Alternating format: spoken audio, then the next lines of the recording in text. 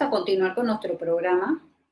Viene la primera charla del día y va a ser sobre el tema de la revolución en la tecnología en salud. Para ello contamos con un reumatólogo chileno y que se llama Carlos Román, y luego está nuestra líder del área del Caribe, Gina Ochoa, que está a cargo del segmento.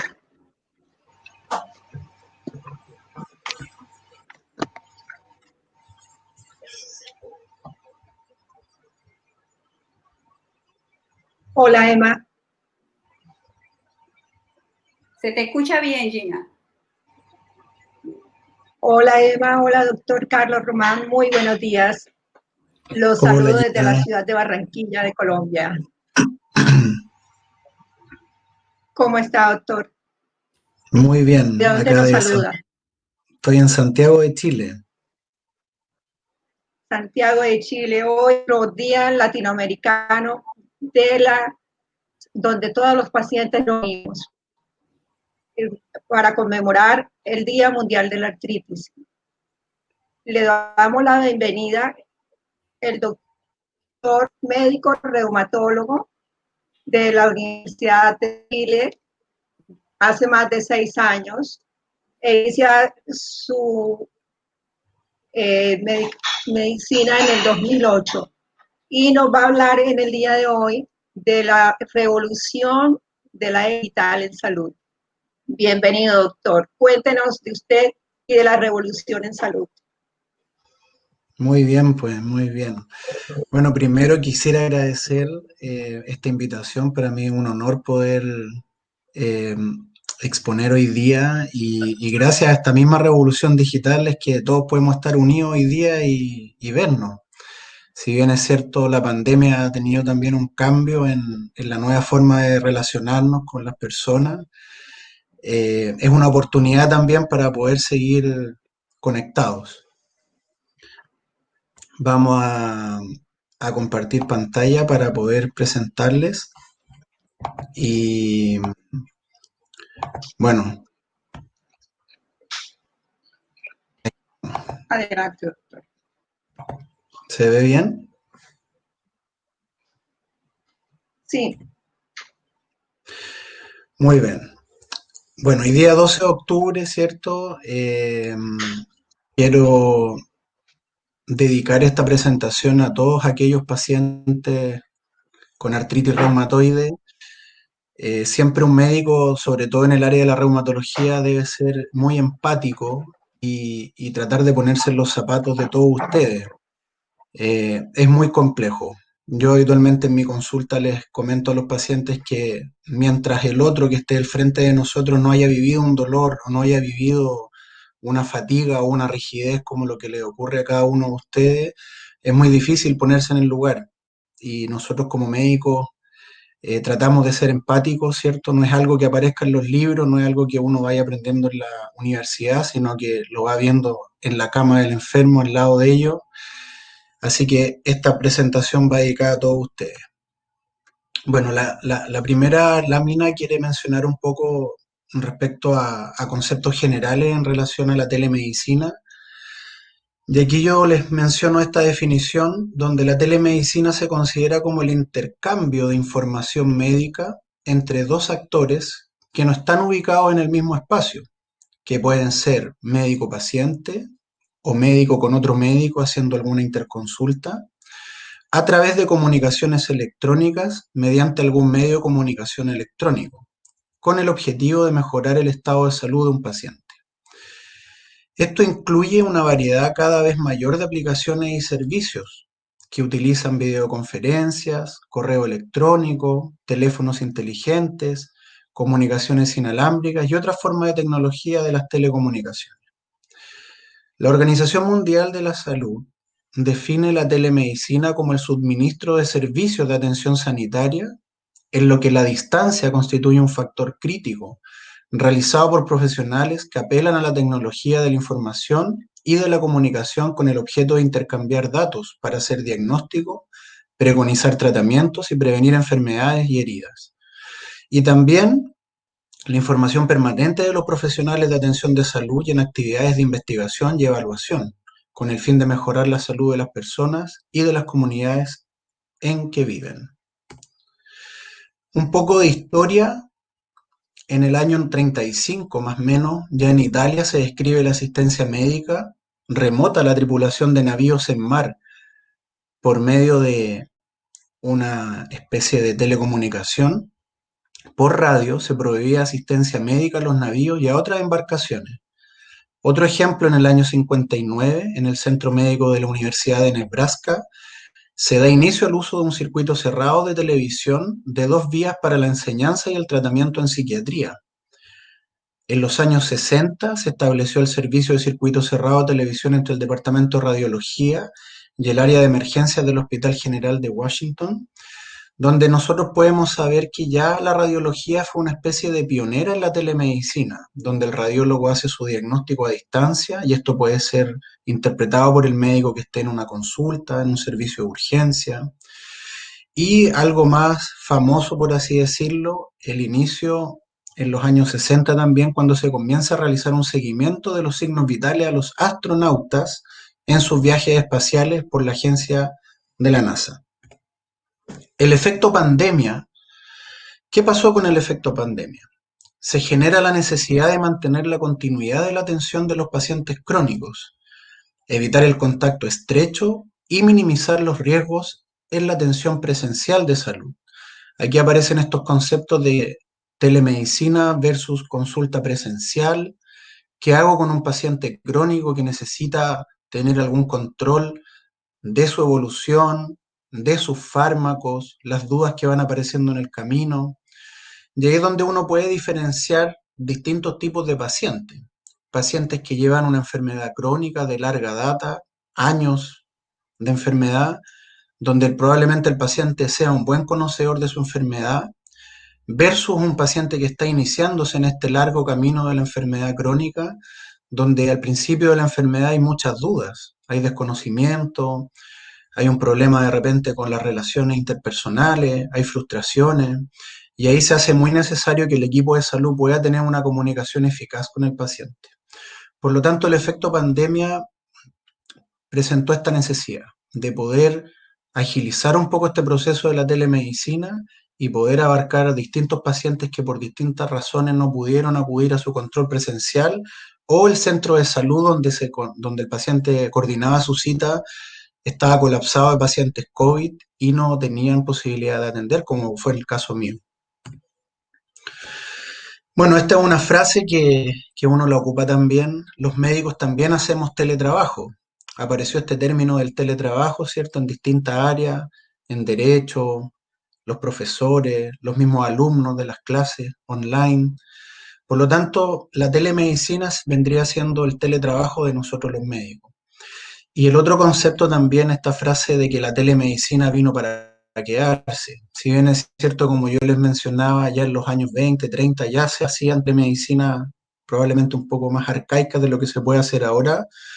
Esta es una herramienta muy valiosa y, como yo les voy a mostrar a continuación, vino para quedarse. ¿Qué es lo que logramos con la telemedicina?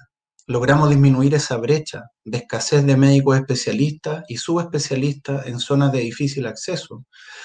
Por ejemplo, en mi país tenemos zonas muy extremas y sectores rurales, por lo tanto la posibilidad de acceder a un subespecialista como un reumatólogo se vuelve cada vez más complejo y las distancias, dado la pandemia y post pandemia, también van a ser muy complejas de llevarla a cabo. Esta es una tabla que yo les quise mostrar, donde se ven distintos países de Latinoamérica y de otras zonas, donde ustedes van viendo que a medida que pasan los años, la proyección es que la población va envejeciendo.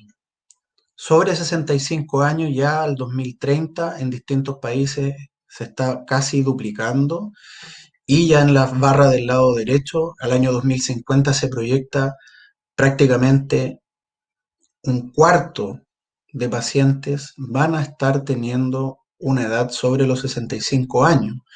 Por lo tanto, si ustedes se dan cuenta, el envejecimiento de la población también nos va a llevar a una dificultad en los accesos.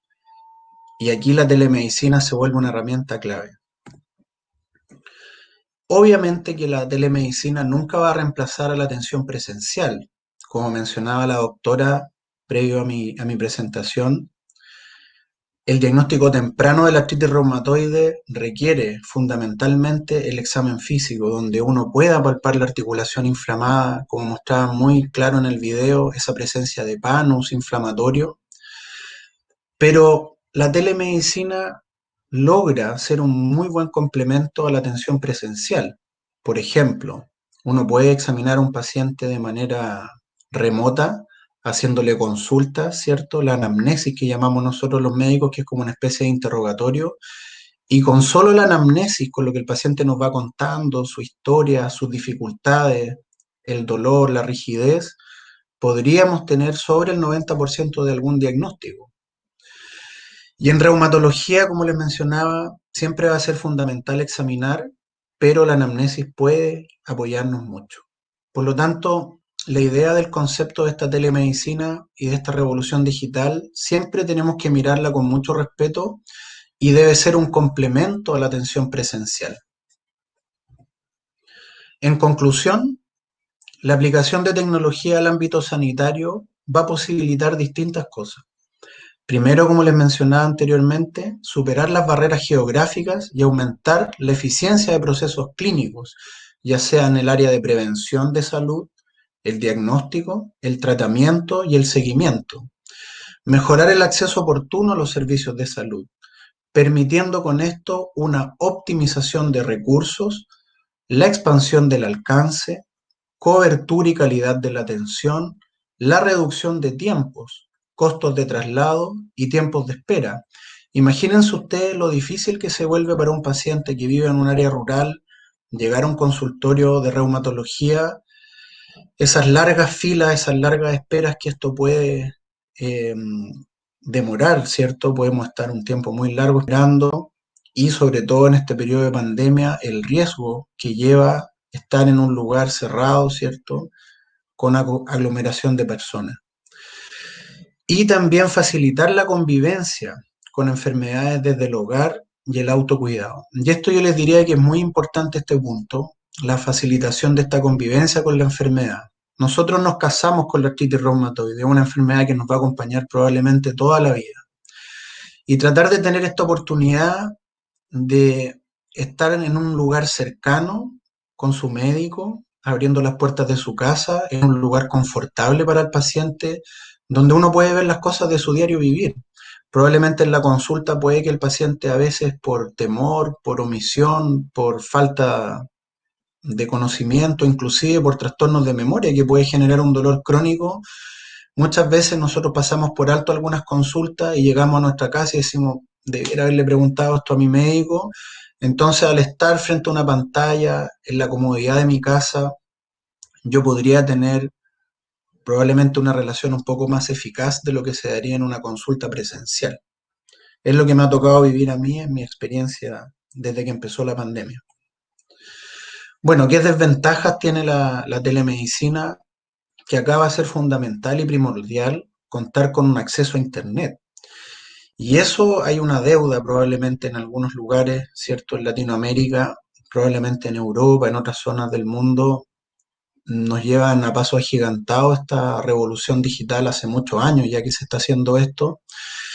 Y eso es algo que tiene que ir cambiando. Nosotros con la pandemia nos dimos cuenta de lo necesario que se vuelve el Internet, las redes Wi-Fi.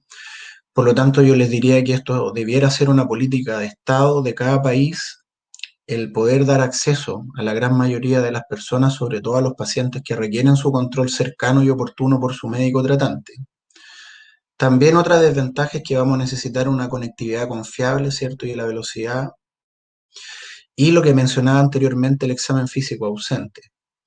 Para todo lo demás, yo les diría que es muy beneficioso, ya sea por evitar el contacto estrecho y los contagios de COVID, y también para disminuir esa brecha que les mencionaba. Muchos países de Latinoamérica, al igual que en Chile, tenemos esa dificultad de que no podemos contar con una cantidad de subespecialistas. Acá en Chile somos muy pocos los reumatólogos y en otras partes de Latinoamérica ocurre algo similar. Por lo tanto, tener este espacio se vuelve muy provechoso. Ahora, pasando a otro tema, ya pasando a la parte ya al área chica, como le digo yo. ¿Cómo podemos implementar la teleconsulta en salud? ¿Cuáles son los requisitos? ¿Cuál es esta receta que nosotros necesitamos? Bueno, hablando un poco de los aspectos técnicos y legales, tienen que hacerse la idea que una teleconsulta es exactamente lo mismo legalmente y la mística y el misticismo que se va produciendo en la relación médico-paciente debe ser igual estando presencialmente con el paciente como estando en una teleconsulta. Por lo tanto, acá es muy importante que cuando uno va a hacer una teleconsulta, nosotros logremos hacerle un consentimiento informado al paciente. A veces las mismas plataformas dan la opción de hacer una especie de manuscrito donde uno le aclara de qué se va a tratar la teleconsulta, más o menos el tiempo de duración, cuáles son los documentos, los requisitos que debe tener el paciente previo a la teleconsulta y qué profesional lo va a atender, que sea un profesional que esté calificado. La mayoría de las veces uno puede buscar esa información y la idea es que exista este consentimiento informado, ya sea por escrito o verbal, donde se deje un registro de lo que se está explicando. Y en ese sentido, una gran revolución digital ya hace años es la ficha clínica electrónica, donde ya dejamos de lado un poco lo que era el papel, ¿cierto? Esos archivos grandes de buscar la ficha clínica y poder digitalizarlo, tener la opción de tener una nube de información, de tener en el mismo correo electrónico los datos, la información de nuestros pacientes se ha vuelto fundamental porque uno puede estar en cualquier parte de su país y revisar esta ficha. El registro. También es muy importante que nosotros podamos registrar la atención en salud. Bueno, yo les cuento una infidencia. Mi señora es abogada, ella trabaja en leyes y ella siempre me repite esta frase: lo que no está escrito no vale. Y eso es muy cierto. Finalmente, cuando uno quiere hacer esta atención en salud, lo fundamental y lo necesario, ya sea técnico y legal, es escribirlo, dejar un registro y que el paciente pueda acceder a ese registro de la atención. Me han preguntado algunos pacientes si tenemos la opción de grabar esta teleconsulta. Y la verdad es que yo creo que si es algo consensuado, es un paciente mayor, ¿cierto? Se puede hacer. Pero siempre tener esta conversación previa y como el consentimiento informado lo puede entregar, comentarle al médico que frente a las dudas, frente a las inquietudes, de repente el paciente está nervioso por algo, tener la opción de registrarlo. ¿Por qué no?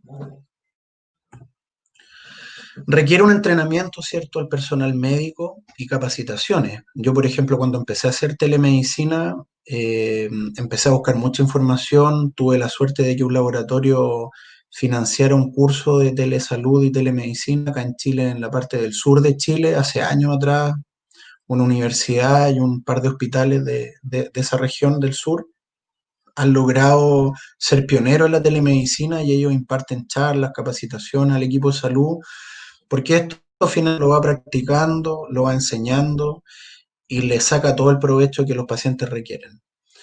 También existe la firma digital, por lo tanto uno puede tener acceso a una receta digital, lo mismo que en una consulta presencial, la posibilidad de realizar una orden de exámenes previa, donde uno le puede sacar el máximo rendimiento después de su consulta, y en los casos necesarios de pacientes que lo requieran, una licencia médica digital. El marco regulatorio de esto, de las recetas, de las licencias, de la firma digital, debe ser medido por algunas reuniones y algunas presentaciones de Colombia, por ejemplo, que ellos crearon un ente rector en telemedicina.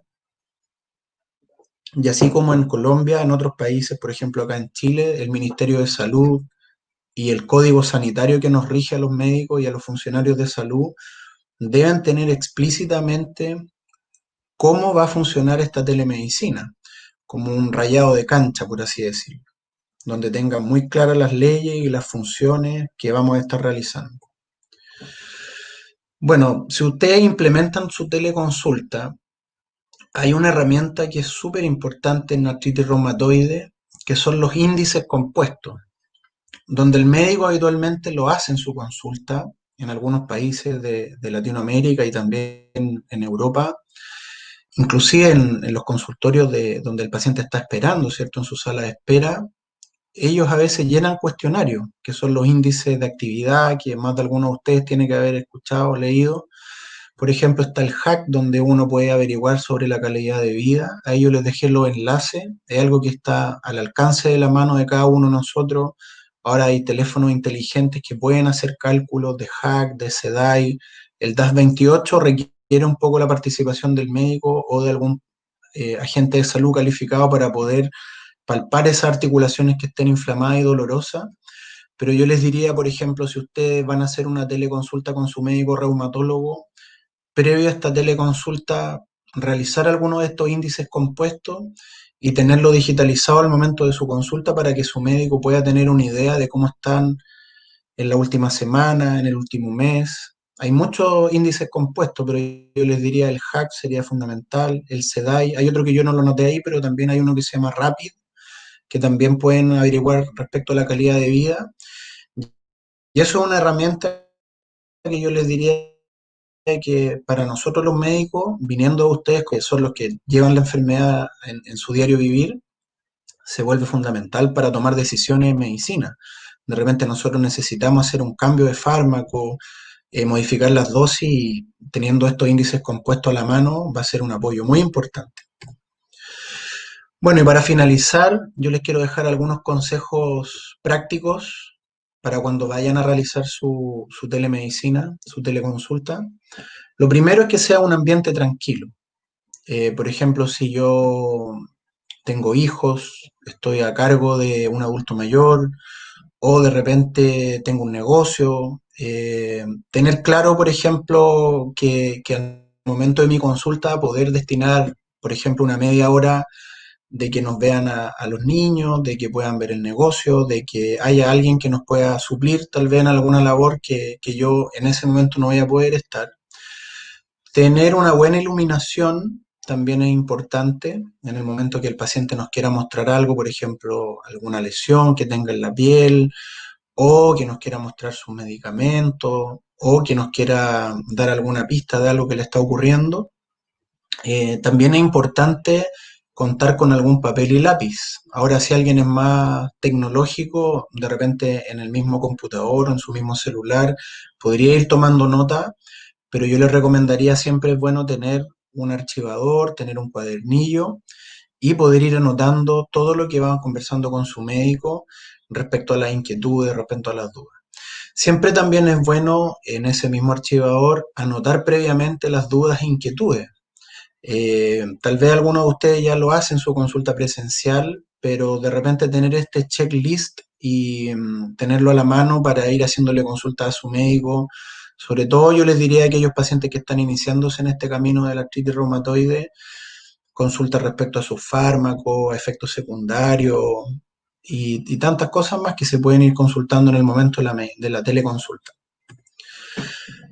También es importante, como yo lo hice antes de poder conversar con ustedes esta tarde, hacer una conexión de prueba de internet. Eh, Tratar de evaluar los equipos, de mirar, de poder ver cómo está mi conexión, de poder optar a tener varios aparatos digitales a la vez, tal vez dos por lo menos, celular, computador, por si fallara alguno. También es importante acompañarse por algún miembro de la familia en caso de requerir ayuda. De repente podemos estar al medio de una conexión y apreté un botón por error, o de repente pasó que no escucho el audio, o no me veo, o le quiero enviar un examen al médico y no puedo enviarlo. Casi siempre en las casas de cada uno de nosotros hay alguna persona que tiene un poco más de expertise respecto a los aparatos tecnológicos. Me ha tocado, por ejemplo, en mi práctica diaria ver pacientes de 90 años por telemedicina y tienen dificultades para escuchar, entonces va el nieto o la nieta, le pone algunos audífonos, ¿cierto? Y así, siempre en la casa puede haber alguna persona o algún vecino, alguien que nos pueda ayudar. También es muy importante tener digitalizados los resultados de exámenes e informes de imágenes. Nuestro médico va a querer ver nuestros exámenes, va a querer saber cómo resultaron los últimos análisis de sangre, de orina, si me hice algún examen de imagen, alguna ecografía, alguna resonancia. tratar de tenerlo digitalizado previamente para poder enviarlo al médico en el momento de la consulta. Y lo último, para finalizar, siempre importante tener un plan B. Puede fallar la conexión, puede cortarse la luz, cualquier catástrofe, tratar de tener un plan B. Email, por ejemplo, para aclarar alguna duda, de repente empezando la teleconsulta, decirle al médico, doctor, yo podría enviarle algún correo electrónico, yo tengo alguna manera de contactarme con la enfermera, con la técnico paramédico que nos va a estar apoyando en este equipo de salud. También es importante poder optar a un resumen de esta atención clínica, donde el médico le expone los tratamientos, le expone cuándo vamos a hacer nuestro nuevo control, cómo está el seguimiento de cada uno de nosotros. Y dentro de este plan B, siempre está la opción de hacer una llamada telefónica. En los casos puntuales, por ejemplo, que la conexión sea mala, que a mí me pasó muchos pacientes rurales que por su problema de lejanía, ¿cierto?, de las zonas de conexión, muchas veces terminábamos haciendo la consulta por llamada telefónica, siempre obviamente dejando un registro, y con esto yo les diría que vamos a hacer una muy buena telemedicina y dentro de las palabras al cierre, solo agradecer por esta oportunidad de participar con ustedes. No le tengan miedo a la telemedicina, algo súper agradable. Los pacientes que ya han tenido la opción de hacerlo saben que no es algo complejo. Eh, Cada uno de ustedes puede optar a una telemedicina para mantener un control estrecho y que no pase el tiempo sin poder seguir atendiendo. Así que bueno, feliz día a todos mis pacientes con artritis reumatoide, feliz día a Latinoamérica y agradecido nuevamente por esta oportunidad de poder charlar con ustedes. Les agradezco, muchas gracias a todos. Doctor, muy completa su ponencia, casi que no deja nada para preguntar. Pero, sin embargo, digamos ya los que hemos experiencia, la pregunta es, cuando nosotros venimos ya de unas entidades prestadoras de salud y asistimos a la teleconsulta, el consentimiento informado está tácito al estar inscritos en esa entidad, ¿no? O el médico debe de presentar el consentimiento y nosotros firmarlos. ¿Sí me Claro, explico? mira, en términos generales, el consentimiento informado puede ser verbal. Sí, lo importante es que quede muy claro que el paciente está entendiendo de qué se va a tratar esto, que sea el profesional a cargo, el médico tratante, ya sea un médico por primera vez o un médico que ya conoce a su paciente. No necesariamente esto tiene que estar firmado presencialmente por el paciente. O sea, uno puede en su ficha clínica dejar un registro donde dice voy a empezar mi reunión con mi paciente, le aclaro que esta es una teleconsulta, probablemente esto va a requerir algún control presencial y tú puedes dejarlo registrado. Ahora, habitualmente en esta digitalización del consentimiento informado, así como cuando uno va a firmar algún contrato, cuando uno va a pagar algo en el comercio, uno tiene que aceptar de repente los términos y en esa aceptación de términos vendría como implícito que uno está entendiendo este consentimiento y está dando el vamos para poder hacerlo. Sí, totalmente de acuerdo, doctor. Hay una pregunta desde Argentina que dice, ¿es fundamental que los pacientes tengamos los índices compuestos para informar la consulta virtual? No es algo 100% necesario, pero como les decía en la presentación, es algo que va a ayudar mucho, tanto a ustedes como pacientes, como a nosotros los médicos. Para nosotros los médicos va a ser importante porque con el índice compuesto uno puede tomar decisiones respecto al cambio de fármaco, al hacerse una idea de cómo está nuestro paciente en el último tiempo. Y es importante para los pacientes porque el paciente puede conocer, por ejemplo, tengo un índice compuesto de este puntaje al inicio de mi enfermedad, ya han pasado 3, 4 meses, el índice compuesto mejoró, está igual, empeoró. Ahora, yo les decía, traten de meterse, es algo que uno lo va practicando, no es difícil para nada. El DAS-28 requiere que tenga un examen físico asociado, por lo tanto, ese probablemente el paciente no lo va a poder completar solo, pero el HAC, el SEDAI son preguntas de su diario vivir. Por ejemplo, ¿puedo cortar carne? ¿Puedo caminar? ¿Puedo recoger ropa? Son preguntas de su diario vivir y yo los invito a que lo practiquen. Nosotros con la Fundación Me Muevo, que agradezco también por esta participación, se está haciendo toda esta semana, que es de artritis reumatoide, talleres en los cuales los pacientes pueden aprender a hacer clinimetría y en estas páginas de internet que yo les dejé ahí los links, ustedes pueden practicarlo. Son preguntas muy sencillas de su día a día, así que anímense, porque nos va a ayudar a todos. Sí, es que de hecho en Latinoamérica estamos en pañales todavía. Nosotros vemos que hay muchas apps que son ayudas para nosotros y sobre todo para el autocuidado, diría yo, porque esto, la tecnología definitivamente requiere de muchos recursos y nosotros los pacientes tenemos que empezar a cuidar el recurso para que así el sistema de salud los pueda adaptar a nuestras necesidades. Hablaba usted, doctor, de las provincias, pero es que en las provincias, en muchas, ni siquiera hay luz, no hay agua.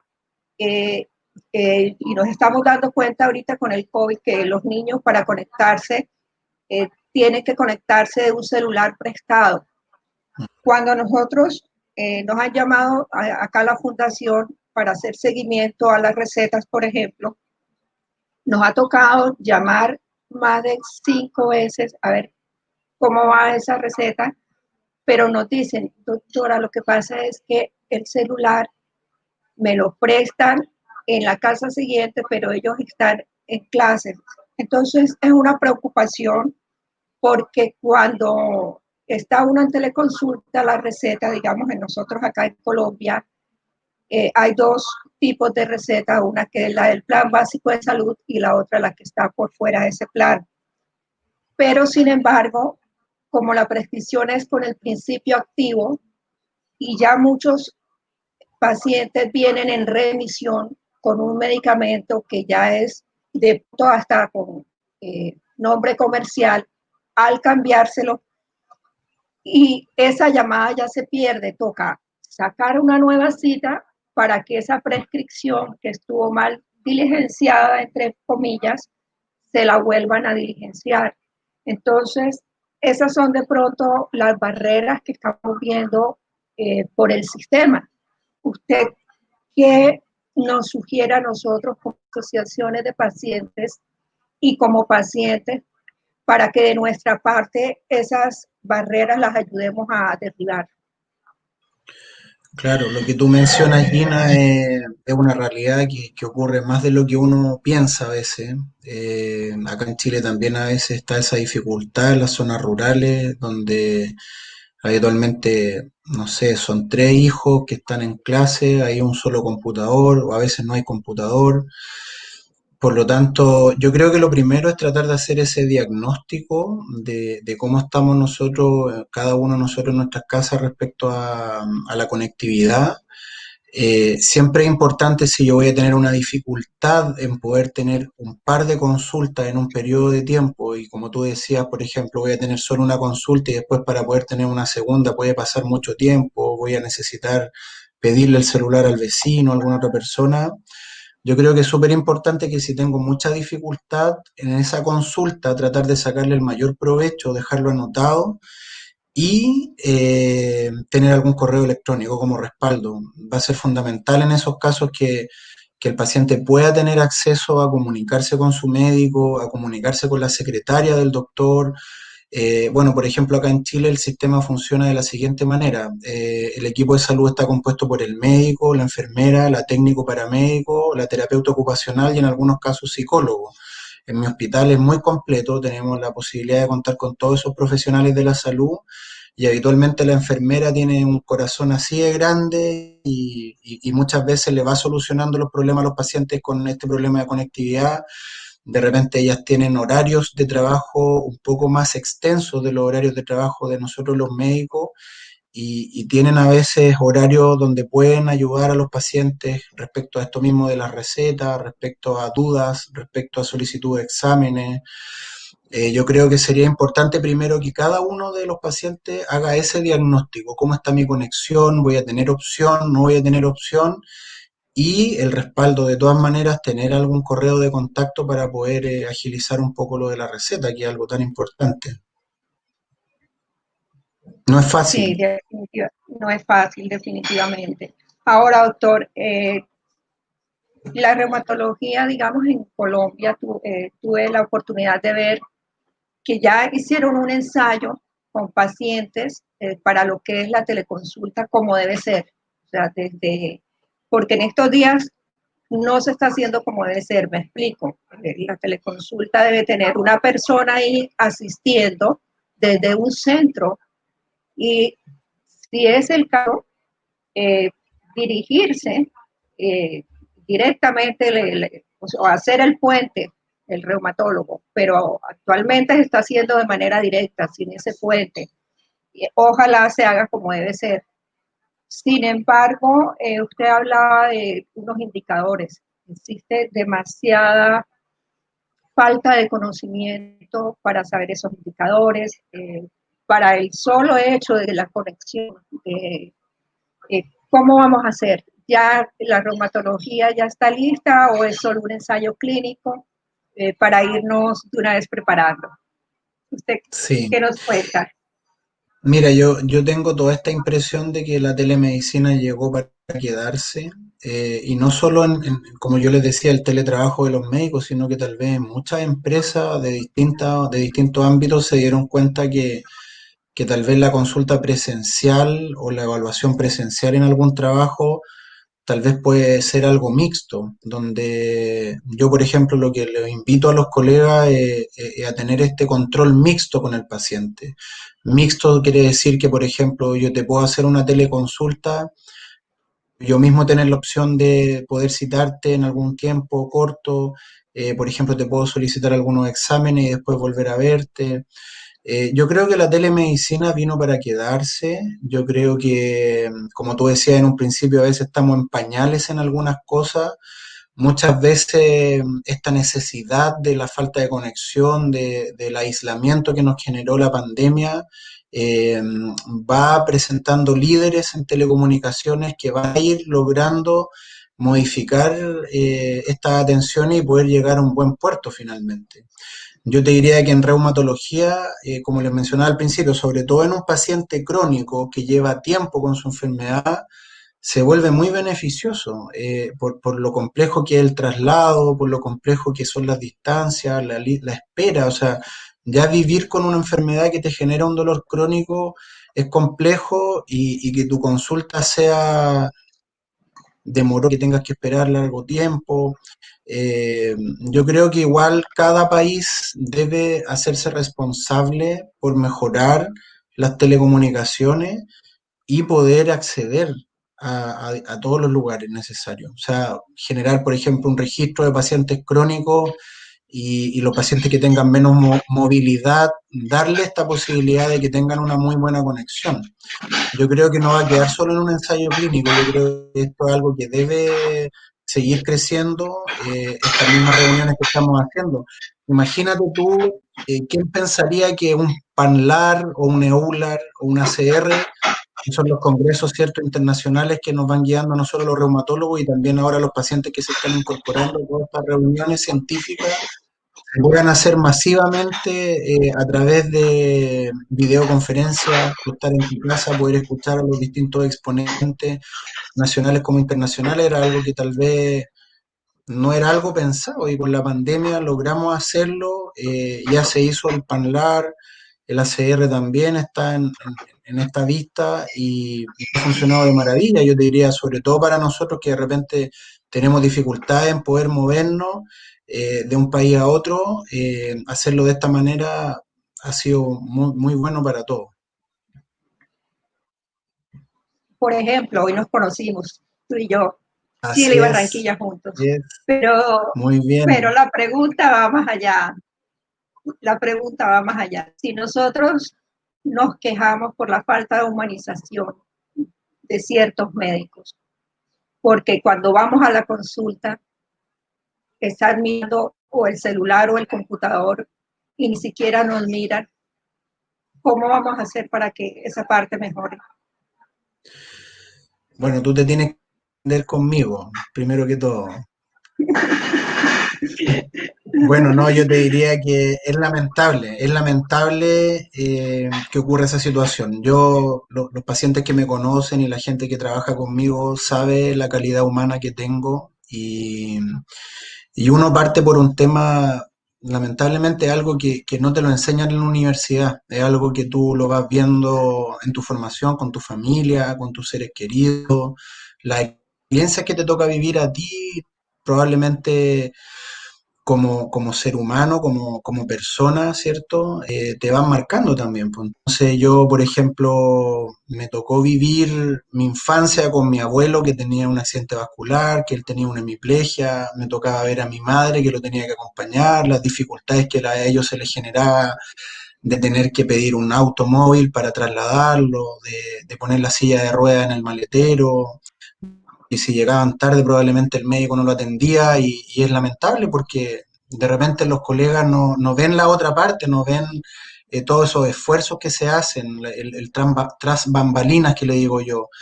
Por lo tanto, yo te diría que tratar de ver como la otra mirada, o sea, de poder acercarnos, la experiencia que he tenido con mis pacientes ha sido muy buena, los pacientes están felices con la telemedicina porque te acerca mucho a ellos, te abren tu casa, están en una comodidad, en una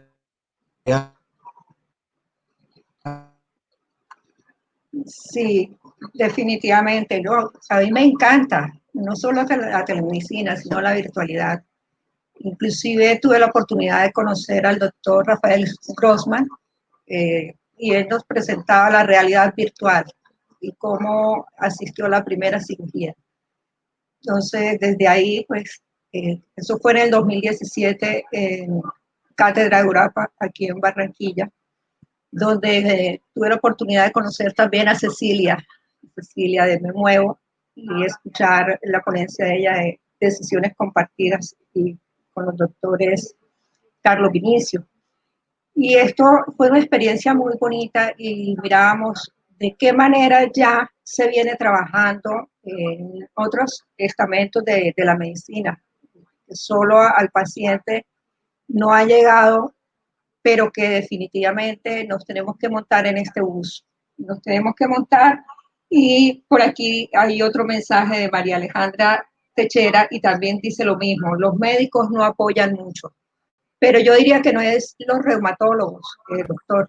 Lo que pasa es que recuerda que nosotros somos multidisciplinarios, nos toca ir a diferentes médicos.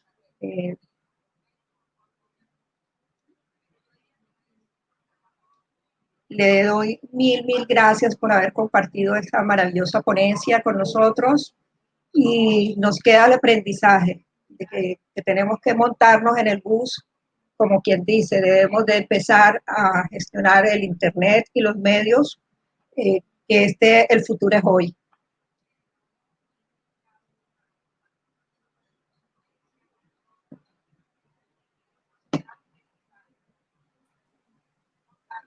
¿Qué tal, Gina? Muy interesante la interacción que has hecho con el doctor. Incluso estaba leyendo aquí mensajes que nos mandan de diferentes partes del mundo. Incluso saludamos a Tini, que este es el tema, tú sabes que Tini le apasiona la telemedicina. Tini es de Argentina, por si algunos no saben de ella, y ha estado chateando, colocando algunos tips, por ejemplo, lo que habló del doctor, de que el paciente que va a acudir a una telemedicina lleve su conteo, tenga esa información para poder nutrir su conteo de articulaciones inflamadas, articulaciones dolorosas, para que el médico pueda entonces tener esa anotación que es muy importante a la hora de tomar decisiones. ¿El doctor se está reconectando? ¿Doctor, está allí? ¿Tuvo algún problema con la conexión el doctor? Sí, se le cayó.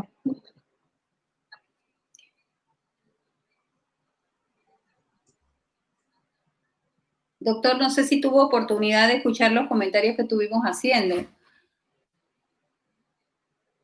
También le comento que muchos pacientes han escrito en el chat que van a pedirle a usted que pase por sus países a dar un curso sobre lo que ha estado conversando con nosotros. Así que ya sabe que está muy pedido, doctor. Definitivamente el doctor tiene problemas con su conexión.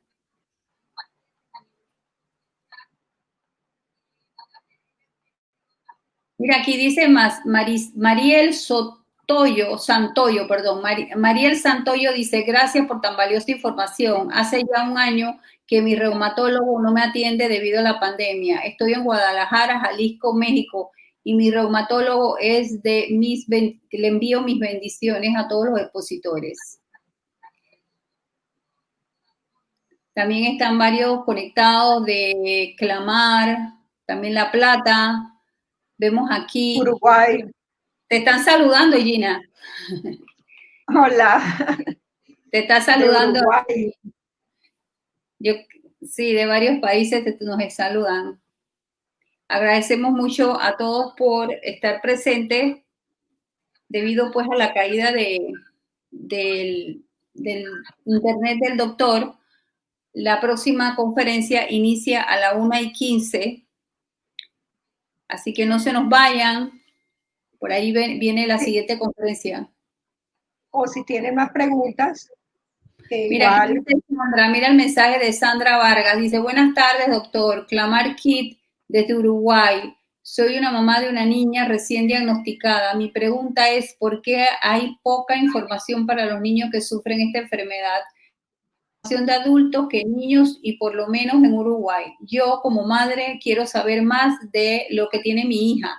Ella tiene mucho dolor en los huesos de la rodilla y le punza tanto. Muchas gracias. Bueno, el doctor no se ha podido conectar, pero sí les quiero comentar algo con relación. Sé que en muchos países no contamos con reumatólogo pediatra. Y cuando hay muy pocos. En mi país, que es Panamá, solamente tenemos 2 reumatólogos pediatras. En algunos países no hay. Y esto también influye mucho en la falta de información. Pero sí les aconsejo páginas, por ejemplo, en la página de Panlar hay un video muy ilustrativo sobre esto, que se los recomiendo lo vean. Igual también en las páginas de algunas fundaciones tienen información sobre esto. Lo que hay es que buscar una fuente confiable, pero Internet sí le puede ofrecer. Mi recomendación como una madre, porque mi hija también tiene esta enfermedad, es no caer en la sobreprotección, ni tampoco caer en no ayudar. Son 2 extremos que debemos cuidar. Se da mucho en los padres que tenemos un hijo con esta enfermedad a sobreproteger. Y eso puede hacerle daño al niño. Tuve la oportunidad de convivir con una mamá que cargaba a la niña para llevarla a la escuela. Y eso hizo que la niña dejara de caminar. Entonces, no podemos optar por los 2 extremos y nos debemos de informar, es cierto. Hay que buscar información confiable. ¿Qué me dices tú, Gina, sobre este comentario de Sandra? Sí, definitivamente, pues reumatólogos como tal hay muy pocos y pediatras sí que menos. Digamos, nosotros acá en la región tenemos una, la cual se pasa por toda la costa, como quien dice. Lo que hemos hecho a través de la asociación es tamizajes de AIJ, de artritis idiopática juvenil, con el fin de sensibilizar y socializar que estas enfermedades reumáticas también le da a los niños y que muchas veces en los colegios los tutores o los mismos padres piensan que es pereza y por tener pereza para hacer los ejercicios se quejan de dolencias y normalmente esas dolencias se las atribuyen al crecimiento. Entonces es muy importante la apreciación que hace Sandra porque realmente tenemos que trabajar mucho desde los colegios, que el niño sepa y que le pueda decir a su mamá que le duelen las articulaciones, sobre todo cuando se despierta, que no crean que es pereza de ir al colegio. La formación y la educación es muy importante y nosotros como pacientes también es importante compartirlo con el cuidador, con el familiar y muchas veces en las salas de espera compartir estas experiencias porque no sabemos quién lo puede tener y a partir de una buena información podemos ayudar a mucha gente. Los niños, desafortunadamente, también por el diagnóstico tarde, cuando se da cuenta, pues, y eso nos pasa con muchas de nuestras amigas y compañeras que tienen las manitos deformes por la falta de oportunidad y de atención temprana. Por eso es importante que se conecten a las páginas, las asociaciones de pacientes. Aquí estamos hoy todas a nivel Latinoamérica. Ya inclusive hay un grupo de formación en países como Panamá, Argentina y Colombia lo iniciamos a educar a los pacientes en el autocuidado. Porque qué tal que nos pase, Emma, que de la noche a la mañana empiecen nuestros sistemas a que si tú sufres de X enfermedad, pero como eres fumador, tomador, entonces va a tocar que tú lo pagues porque no te cuidaste. Entonces, el recurso hay que cuidarlo. ¿Cuántas veces no nos mandan los medicamentos y no nos los tomamos? Y hay otra persona que realmente los necesita. Fíjate que eso que acabas de decir, Gina, me tocó una vivencia hace poco que no lo podía creer. O sea, una señora, su mamá, bueno, lamentablemente fallece y la hija me manda los medicamentos para que yo pues se los distribuya con otras personas que lo necesiten. Y era tanta la cantidad de medicamentos acumulados que yo decía, pero esto por lo menos debe ser sincero con el médico. Si tú sientes que el medicamento no te cae bien, entonces explícale al doctor y no estés sacando el medicamento del sistema para guardarlo en una tablilla, que ese medicamento lo puede estar necesitando otro paciente. Has dicho algo muy importante que aunque no esté dentro del tema que estamos viendo hoy, hay que decirlo. Nosotros debemos ser un poco más considerados también. Si no vamos a usar la medicina porque nos cae mal, porque no me gusta, porque me marea, me hace vomitar, se me cae el cabello, entonces hay que decírselo al doctor. Y el doctor buscará otra terapia apropiada, pero no seguir sacando el medicamento de la institución para guardarlo en las tablillas.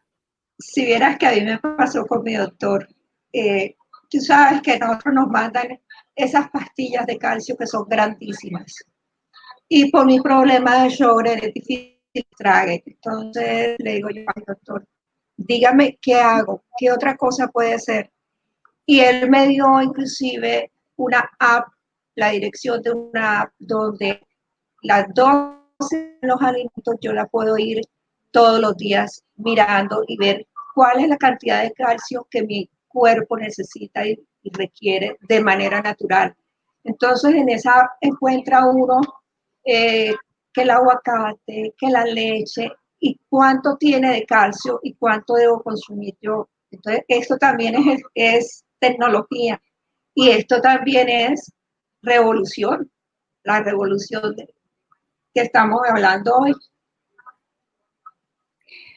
Mira, Gina, vamos a despedirnos, vamos a pasar ahora un video sobre el manifiesto que generamos todas estas organizaciones que están aquí presentes en el Congreso de Quito, que fue publicado este año. Así que muchas gracias, Gina, nos vemos más tarde en la mesa redonda. Muchas gracias por contar contigo. Muchas gracias a ti.